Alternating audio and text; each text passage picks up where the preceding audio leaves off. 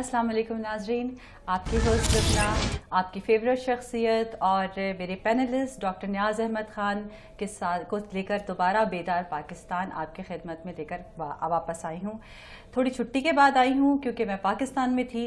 नाजरीन, ये प्रोग्राम जब जो है वो पाकिस्तान के बारे में, और जब मैं पाकिस्तान में थी और जो मुल्क के हालात चल रहे हैं और उनको मैंने अपनी आँखों से देखा, और मुझे ये समझ नहीं आई कि हमारा पाकिस्तान, हमारा प्यारा मुल्क पाकिस्तान, ये एक वो वाहिद इस्लामी मुमलिकत है जो इस्लामी नज़रिए पे बना था।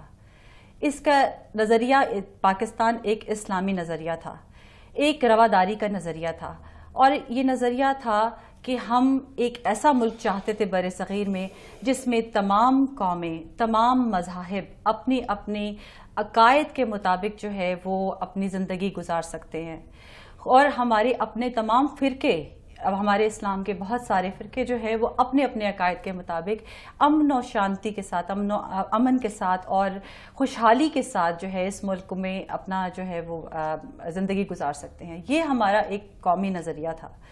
नाज़रीन, मुहर्रम अल हराम हमारे अहले तशी और हमारी सुन्नी जो है वो जो हमारी कौम है उनके लिए जो है वो बहुत ही मुतबरक महीना है। और जो आज पिंडी या सानह पिंडी हुआ और पिंडी के जो आज हालात हैं, हमारा अपना दारुल हुकूमत बिल्कुल मफलूज होकर रह गया है, कर्फ्यू है हर जगह, और ये जो सब हम देख रहे हैं तो मुझे समझ नहीं आता कि इल्लामा इकबाल की जो ख्वाब की ताबीर कायद आज़म ने हमें दी, वो पाकिस्तान आज हमने और हमारे जो है वो सियासतदानों ने कहाँ पहुँचा दिया है। ये हम आज की गवर्नमेंट को नहीं कह सकते, लेकिन जब से पाकिस्तान बना है, आप देख लीजिए तारीख़ उठाकर, कि हम बजाय इसके कि वो एक दो कौमी नज़रिया जो लेकर कायद आज़म आए थे और जो पाकिस्तान के एक नज़रिया था उसको हम भुलाकर पता नहीं कहाँ चले गए हैं। एज अ कौम जो है फ़िरका वारियत हर तरफ है, और ये सब कुछ जो है वो समझ नहीं आती। हमारा वो नौजवान जिसको दफ्तर में बैठा होना चाहिए, जिसको पाकिस्तान की तरक्की के लिए जो है वो अपनी तमाम एनर्जीज़ जो है वो पाकिस्तान की तरक्की के लिए, अपने तमाम वसाइल पाकिस्तान की तरक्की के लिए लगाने चाहिए थे, वो आज जो है वो एक दूसरे को मार रहे हैं। हम मरने वालों को देखते हैं तो वो भी अपने लोग हैं, और जो हम मारने वालों को देखते हैं तो वो भी अपने लोग हैं। और एक शेर आता है मेरे दिमाग में कि मैं किसके हाथ पे अपना लहू तलाश करूं, तमाम शहर ने पहने हुए हैं दस्ताने। नाजरीन, इस सबसे बड़ी इसकी वजह जो है वो हमारा माशरती प्रॉब्लम्स हैं, जो हमारी माशरती बदहाली इस वक्त पाकिस्तान में है। पाकिस्तान में जो है वो नौकरियां नहीं हैं हमारे नौजवानों के पास, और जो हमारी इस वक्त जो है इकॉनमी का सिचुएशन है, इकॉनमी की सूरत हाल है, और जो माशरती और इक़्तिसादी ज़बूं हाली ने हमें यहाँ तक पहुँचा दिया है। तो मुझे समझ नहीं आती है। हम ये प्रोग्राम काफ़ी अरसे से कर रहे हैं। डॉक्टर साहब एक बात लेकर आए हैं, एक प्लान लेकर आए हैं, और हम ये चाहते हैं कि ये आवाम की आवाज़ बने। आवाम भी तब्दीली चाहते हैं, और मेरा ख्याल है हुक्मरान भी अब जो है वो उनको चाहिए कि वो जागें और वो भी नए नए आइडियाज़ की तरफ देखें, और देखें कि हम क्या कर सकते हैं अपने मुल्क को इस गर्दाब से निकालने के लिए। तो डॉक्टर साहब मैं ज़्यादा वक्त नहीं लेती हूँ, डॉक्टर साहब के से मैं एक क्वेश्चन पूछती हूँ। डॉक्टर साहब, आपकी ये किताब है, मैं ये नाजरीन को दिखाऊँ, मौजूदा सदी का इक़्तिसादी इनकलाब। तो आपका ये सबसे बड़ा जो दावा है आपके इस टाइटल पे वो ये है कि सिर्फ 30 दिनों में पाकिस्तान के तमाम मसाइल का खात्मा। तो जो मैंने आपको पहले जो बात की कि क्या हालात हैं इस वक्त, मैं खुद पाकिस्तान से आ रही हूँ और दिल दुखता था देखकर, गुर्बत को देखकर, और हमारे इतने टैलेंटेड कौम को जो है वो देखकर कि जिनके पास नौकरियाँ नहीं हैं, डिग्रियाँ हैं, नौकरियाँ नहीं हैं।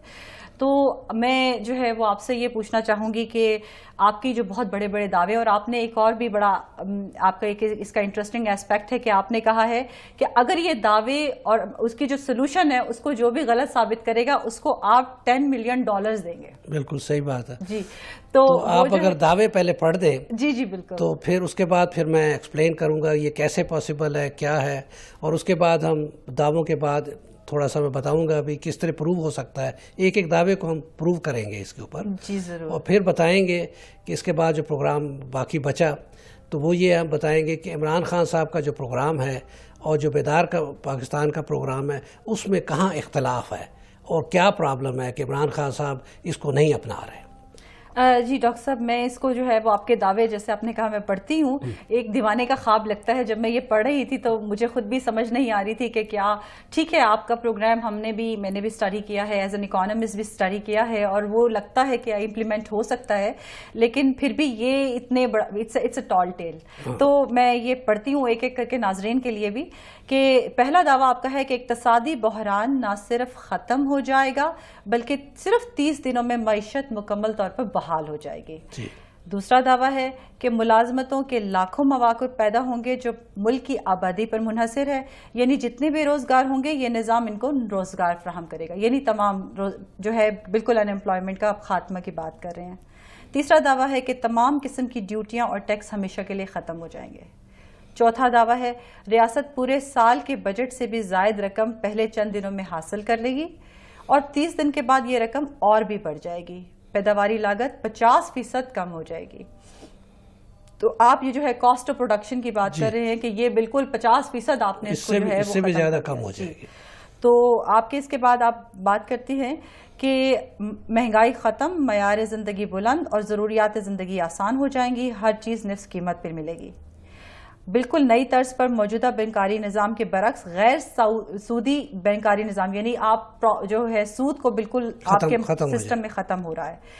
نئے ترغیباتی اور جزا و سزا پر مشتمل نظام کے نفاذ سے غربت اور سرمایہ داری نظام کا مکمل خاتمہ ہوگا. اس نظام کے نفاذ کے وقت ریاست کے رائج معاشی نظام کو 1% خطرہ نہیں ہوگا. آپ کہہ رہے ہیں کہ یہ پیرالل چلے گا، یہ جو ہمارا جو سود پہ جو رائج ہے اس وقت ہمارے اقتصادی نظام وہ بھی چلے گا، کیپٹلزم بھی چلے گا، اور آپ کا جو ہے یہ بیدار پاکستان کا پلان بھی چلے گا ساتھ ساتھ. یہ جس وقت چلے گا تو وہ آٹومیٹکلی دوسرا ختم ہو جائے گا. جی یہ بھی ہمارا پلان ہے. اچھا، یہ بھی پلان ہے. تو میں اس کو یہ سارے دعوے پڑھتی ہوں. نظام کو نافذ کرتے ہوئے 1 روپیہ بھی خرچ نہیں ہوگا اور پاکستان دنیا کا امیر ترین ملک بن جائے گا. یہ ڈاکٹر صاحب میرا بھی خواب ہے. بلوچستان کے تمام شہر اور تمام قبائلی علاقہ جات بشمول جنوبی اور شمالی وزیرستان ترقی اور خوشحالی کی راہ پر گامزن ہو جائیں گے، اور 1 سال کے اندر زندگی کے کسی بھی شعبے میں لاہور اور کراچی جیسے بڑے شہر کے ہم پلہ بن جائیں گے.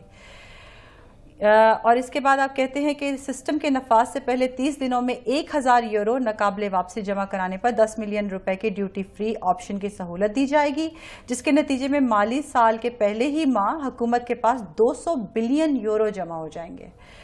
200 بلین. جی بیدار پاکستان حکومت اس بات کی مکمل ضمانت دے گی کہ امریکہ اور اس کے اتحادی بغیر کسی جانی قربانی کے صرف 3 ماہ کے اندر ایک خوشحال اور پرامن افغانستان چھوڑ کر ہمیشہ کے لیے نکل جائیں گے، اور اس خطے سے دہشت گردی کا نام و نشان تک مٹ جائے گا. ڈاکٹر صاحب یہ جو آخری دعویٰ ہے اس پہ تو میں آپ سے بڑا جو ہے وہ بات کروں گی. تو یہ جو ہے بات کرتے ہیں اس پہ ایک ایک دعویٰ کر کے. جی سب سے پہلے تو میں پلان بتا دوں نا کہ پلان کیسے ہے. جی کہ ہر حکومت بانڈ فلوٹ کرتی ہے. میں نے بھی کہا بانڈ فلوٹ کرو، لیکن جو وہ بانڈ حکومت فلوٹ کرنے والی ہے ابھی وہ انٹرسٹ بیس ہے، اس کو واپس کرنا ہے. یہ حکومت نہیں کرے گی تو کوئی اور حکومت کرے گی، تو ہر حکومت دوسروں حکومت پہ ڈال کے چلی جاتی ہے. یہ بانڈ جو ہے آپ کو روپے کے 6 ملیں گے پہلے مہینے میں، دوسرے مہینے میں روپے کے 5 ہو جائیں گے، تیسرے مہینے میں روپے کے 4، اور پھر چوتھے مہینے میں روپے کے 3 ہوں گے آپ کو ملیں گے. گورنمنٹ کہتی ہے یہ بانڈ میرے ہیں، یہ میرا وہ ہے روپیہ ہے، روپے کی بجائے آپ نے یہ بانڈ کہاں استعمال کرنے ہیں؟ بانڈ آپ نے ہر اس جگہ پر استعمال کرنے ہیں جہاں گورنمنٹ کی سروسز ہے، پانی ہے، تیل ہے، بجلی ہے، ہر چیز وہاں پر آپ نے بانڈ دینا ہے، روپیہ نہیں دینا. تو کتنا بل ہوگا؟ اگر فرض کیا 100 روپے کا بل ہے تو آپ نے 200 بانڈ دیں، 1000 روپے کا بل ہے تو 2000 بانڈ دے دینے ہیں. تو یہ ہے 1/3 پہ آپ آ گئے ہیں کہ 100 روپے کا بل آپ نے اگر 200 بانڈ میں دیا تو 200 کو 6 سے ڈیوائڈ کریں تو 33 روپے آپ کو پڑ گئے. تو 67% ڈسکاؤنٹ آپ کو مل رہا ہے. ایک حکومت یہ کہہ رہی ہے کہ یہ میرا ٹینڈر ہے، یہ میرا وہ جو ہے پیسہ ہے، یہ جو کچھ بھی ہے میں کر رہا ہوں، یہ آپ نے میری اس کے اوپر آپ نے دینا ہے. ایک فائدہ یہ گورنمنٹ دے رہی ہے. دوسرا فائدہ گورنمنٹ یہ رہی ہے کہ روزانہ 1000 ملین 1 ملین کے 1000 ملین کے روزانہ ان بانڈ سے پک کیا جائے گا، روپے آپ کو ملیں گے 1 ملین. تیسرا بانڈ جو ہے کہ گورنمنٹ کہتی ہے اگر آپ نے روپے کے 6 لینے ہیں پہلے مہینے میں تو آپ کو 1 لاکھ روپے انویسٹ کرنا پڑے گا. انویسٹ کا مطلب کیا ہے کہ آپ کو 30 دن کے اندر 100% گارنٹی کے ساتھ آپ کو 100% واپس بھی ملے گا, 1 لاکھ, شاید اس سے بھی زیادہ ملے اگر آپ تھوڑا سا انتظار کر لیں. یہ 3 فائدے یہ رہتے ہیں. اور چوتھا جو چیز ہے وہ یہ ہے کہ گورنمنٹ کہے گی کہ جو 1000 یورو ریبٹ کرے گا اس کو 1 کروڑ کی ڈیوٹی معاف ہو جائے گی. صرف یہ ونڈو کھلے گی 1 مہینے کے لیے. یہ 3-4 چیزیں ہیں. اب آپ خود اندازہ کریں کہ آپ نے کیا کیا ہے کہ اس وقت کیا کر رہے ہیں کہ ہر کوئی آدمی کوشش کرے گا کہ میں یہ بانڈ خریدوں. میں آپ سے یہ سوال چھوٹا سا کرتا ہوں کہ اگر آپ کو یہ بانڈ حکومت آفر کر رہی ہے, ڈبل شاہ نہیں یا دوسرے بندے نہیں آفر کر رہے, تو کیا آپ بانڈوں کو آپ خریدیں گی؟ جی بالکل. مطلب ہمارے پہلے بھی پروگرامز میں جو ہے وہ ہمارے ناظرین بھی بہت کئی ایسے فون آتے ہیں اور وہ کہتے ہیں کہ ہمیں بانڈز دیجیے. تو یہ تو اتنا اٹریکٹیو آپ نے انسینٹیو ساتھ رکھتی ہے. ہاں تو اس اتنا اٹریکٹیو ہے کہ آپ نے یہ کہنا ہے کہ میں 2 دن بھی انتظار نہیں کروں گی, 4 دن بھی نہیں, میں تو فوراً یہ بانڈ جب ہوں گے اس سے پہلے تیار ہو کے بیٹھی ہوگی کہ میں نے یہ بانڈ خریدنے ہیں. جب آپ بانڈ خریدیں گے تو کیا ہوگا, 20% لوگ ہیں نا جس کے پاس 1 لاکھ روپیہ ہے, یا 2 تولے سونا ہے, یا 10 آدمی مل سکتے ہیں, یا بینک سے ادھار بھی لے سکتے ہیں. تو یہ تو 25-30% لوگ ایسے ہیں جو کہ فوراً بھاگیں گے. اور بہت سے لوگ ہیں جن کے پاس بلیک منی, اس کو کہتے ہیں بلیک منی جو ہے وہ حالانکہ اسلام میں تو جائز ہے, وہ ہے ہی نہیں, اس کا کانسیپٹ ہی نہیں ہے, وہ باہر پڑی ہوئی ہے. وہ سارے کے سارے بھاگے آئیں گے, ادھر ہی آئیں گے نا کہ ان کا تو 24 گھنٹے کے اندر گورنمنٹ کو 4-5 ٹریلین ان کی جیب میں ہوگا جو واپس بھی نہیں کرنا, کیونکہ ہر آدمی کوشش کرے گا میں 1 لاکھ روپیہ دوں اس کے بانڈ خریدوں. تو اب جو اس سے سب سے زیادہ جو فائدہ ہوگا غریب لوگوں کو ہوگا کہ ان کو ملازمتیں دی جائیں گی. 50 لاکھ آدمی ایسے ہوں گے جو کہ کارڈ ایجنٹ بن جائیں گے. ان کو 100 روپے کا کارڈ, 100 روپے کا بانڈ ان کو 90 روپے میں ملے گا. اب ان کی مرضی ہے, 10% کمیشن پہ کام کر رہے ہیں. ان کا 1 مہینہ کا کوٹا ہوگا 3 لاکھ روپے کا بیچ سکتے ہیں, یا پورے سال کا 36 لاکھ کا بھی بیچ سکتے ہیں. اب یہ کوٹا جو ہے, یہ جو انویسٹر ہے جس نے 1 لاکھ روپے ہے اس کے پاس آتا ہے, کہتا ہے کہ جی میں نے آپ کے سارا سال کا کوٹا لے لینا ہے, مجھے آپ 5% کمیشن اپنا چھوڑ دیں.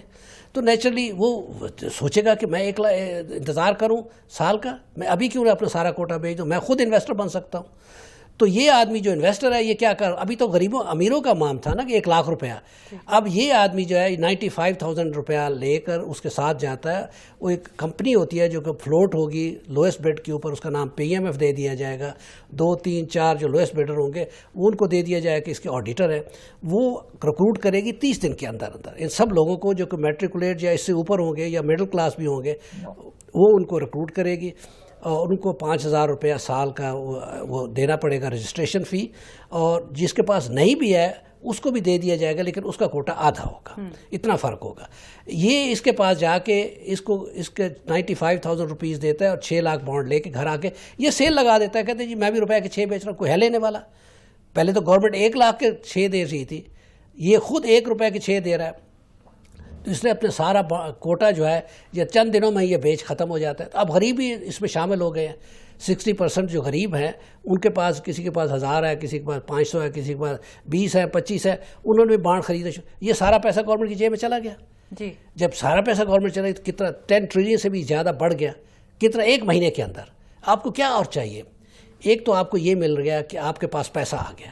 اب آپ نے پرنٹنگ بند کر دی, جو پرنٹنگ کر رہے تھے اب یہ پیسہ آپ نے واپس بھی نہیں کرنا, اس کے اوپر انٹرسٹ بھی نہیں ہے, امپلائمنٹ کریٹ ہو گئی. اب ہر چیز جو ہے 1/3 کاسٹ پہ آ گئی کہ اب تیل پانی کس چیز کاسٹ جو ہے, پروڈکشن کاسٹ کس چیز پہ ڈیپینڈ کرتا ہے. گورنمنٹ نے فوراً ٹیکس بند کر دیا جی, ہر قسم کا ٹیکس ختم ہو گیا. انڈائریکٹ ٹیکسز ویسے ہی ختم ہو گیا تھا جب 1/3 پہ آ گئی تھی. کاسٹ پرائز گورنمنٹ اٹھا رہی تھی 33%, باقی جو ہے سارے انڈائریکٹ ٹیکسز ہیں.